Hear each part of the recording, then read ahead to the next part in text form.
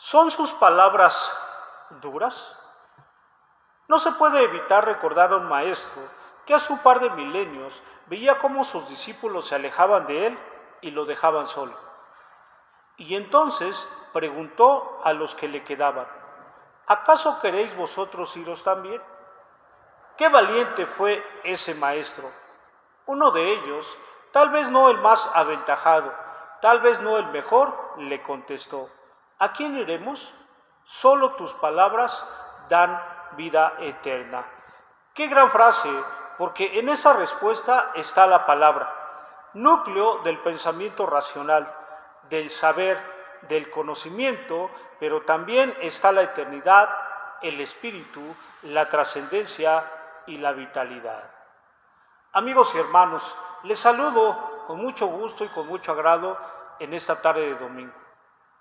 Y pongo a su consideración un pensamiento que lleva por título: ¿son sus palabras duras? En Juan, capítulo 6, versículos 60 al 65, encontramos lo siguiente. Al oírlas, muchos de sus discípulos dijeron: dura es esta palabra, ¿quién la puede oír? ¿A qué se referían los discípulos de Jesús con esta declaración? La palabra griega que el apóstol Juan utiliza para dura es escleros, la cual sugiere algo fuerte, contundente e impetuoso, no porque sea de carácter áspero o insultante, sino porque es difícil de aceptar. Amigos y hermanos, ¿qué rumbo podemos decir que lleva nuestra vida espiritual? Si en esta tarde o en esta noche Dios pide nuestra alma, ¿tendremos acceso directo a Él y tendremos también la vida eterna? ¿Será realidad aquello que muriendo físicamente se termina todo? En el libro de Hebreos, capítulo 9, verso 27 dice: y de la manera que está establecido para los hombres que mueran una sola vez, y después de esto el juicio. ¿Qué podemos entender de esto? ¿A qué juicio se refiere la palabra? El mensaje de Jesús era claro. Sus palabras afirmaban que en Él se encontraba la vida y que tenían que recibirlo para heredar las promesas de Dios. Pero para algunos judíos era difícil aceptar esta doctrina. En el Evangelio todo se resume en creer todo, aún sin ver. La Escritura dice en Hebreos 11:6: pero sin fe es imposible agradar a Dios. Al igual que a los judíos que no creían en Jesús, hoy existe mucha gente que vive sin aceptar al Señor. Un gran porcentaje de personas dicen tener fe en Dios, pero Romanos en su capítulo 1, 21 al 23 anota: pues habiendo conocido a Dios, no le glorificaron como a Dios, ni le dieron las gracias, sino que se envanecieron sus razonamientos y su necio corazón fue entenebrecido. Profesando ser sabios, se hicieron necios y cambiaron la gloria del Dios incorruptible por imágenes de aves, de cuadrúpedos y de reptiles.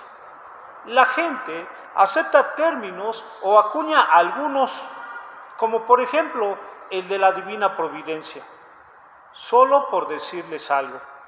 Ese es un término inexistente en la Escritura, y así otros que seguro ustedes han escuchado y quizás hasta mencionado.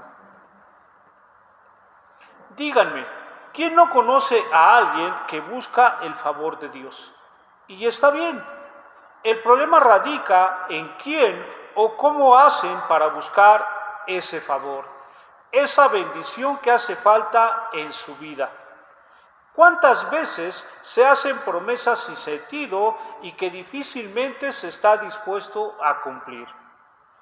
¿Cuántas veces, ya metidos en la necesidad, ahora sí mencionan: verdad de Diosito Santo que ahora sí me porto bien? ayúdame, Virgencita, ya voy a cambiar.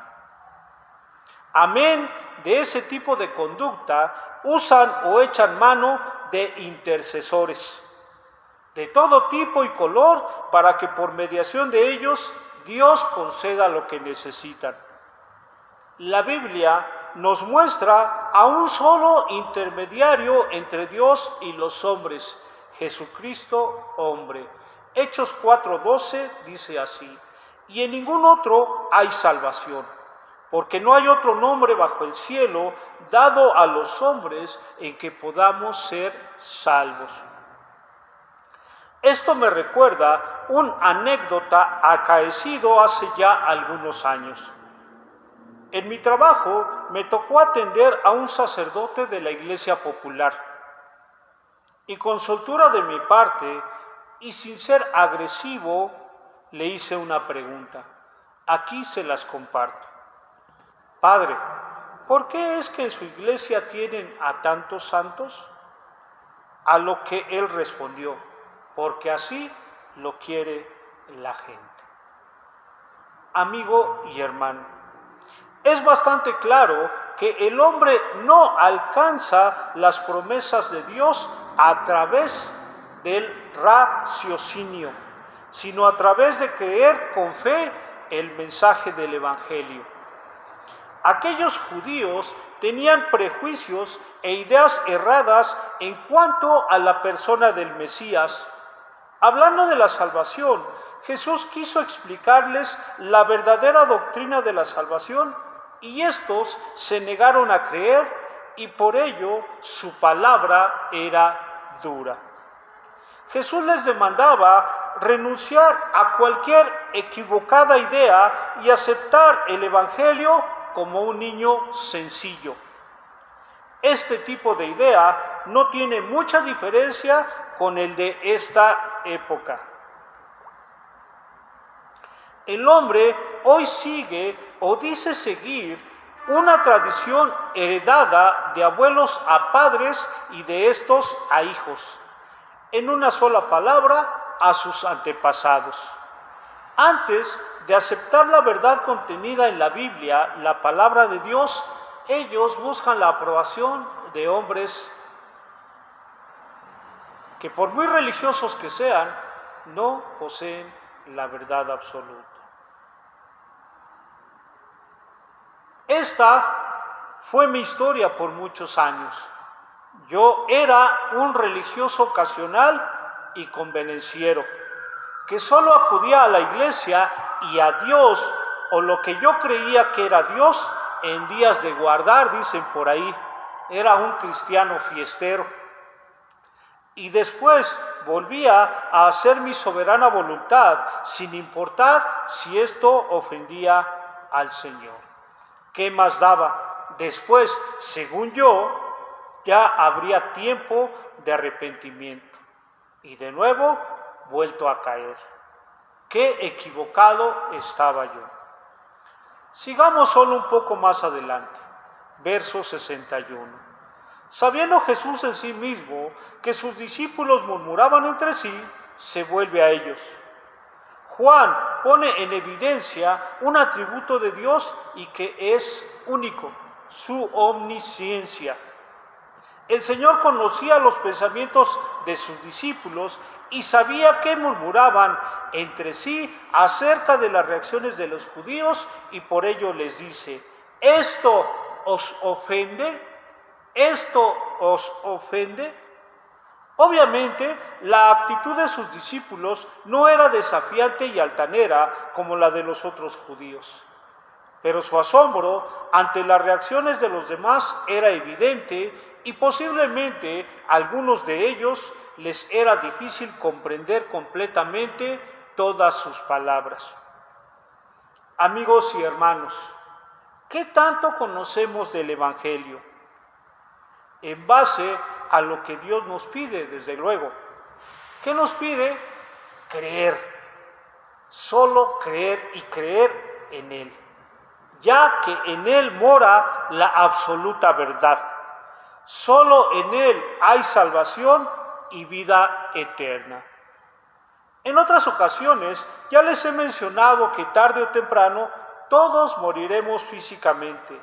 Nadie se quedará de muestra.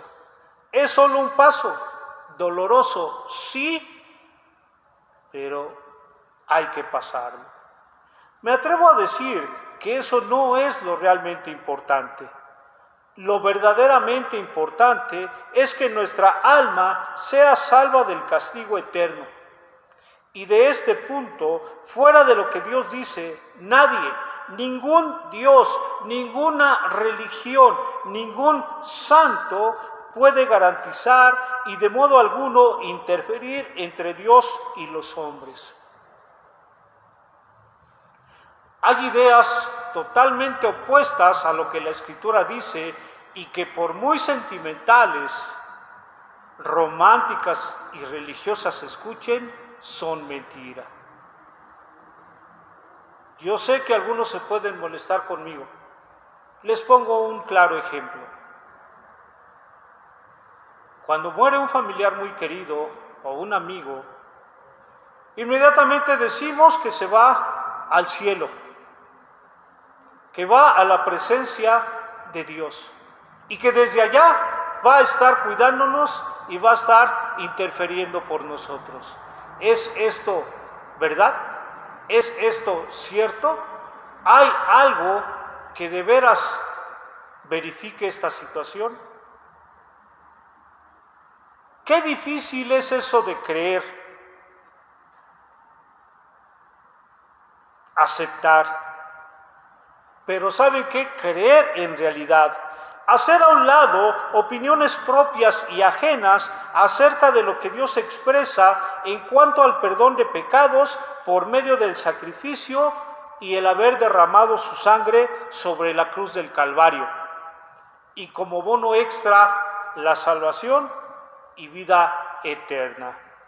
Amigo y hermano, ¿crees tú que son duras las palabras del Señor? Una última cuestión, hablando de fe, hablando de creer. ¿Tú tienes fe? ¿Tú crees en el Señor? ¿Cómo puedes manifestarlo? Creer. Qué difícil cuestión. Finalmente, si tú eres de los que ya están buscando la dirección de Dios para sus vidas, quizás al principio nos sea difícil comprender algunas doctrinas del Evangelio. Pero lo que necesitamos hacer solo es creer y con el tiempo nuestra fe nos conducirá a conocer toda la verdad. ¿Son sus palabras duras? Como siempre, ustedes tienen la única y mejor opinión. Que el Señor les bendiga y les guarde. Gracias por su atención. Bueno, pásenla bien en lo que resta del domingo. Recuerden que mañana es el primer día de la semana, ya laboralmente hablando. Un nuevo reto está a la puerta y es necesario enfrentarlo. Que el Señor les proteja, les dé sabiduría y entendimiento para seguir adelante. El Señor viene. El Señor no retarda su promesa. Y a mí me gustaría que más de uno de ustedes pueda llegar a la presencia de Dios. Nuevamente, gracias. Suscríbase al canal y dele compartir. Muy buenas tardes y gracias.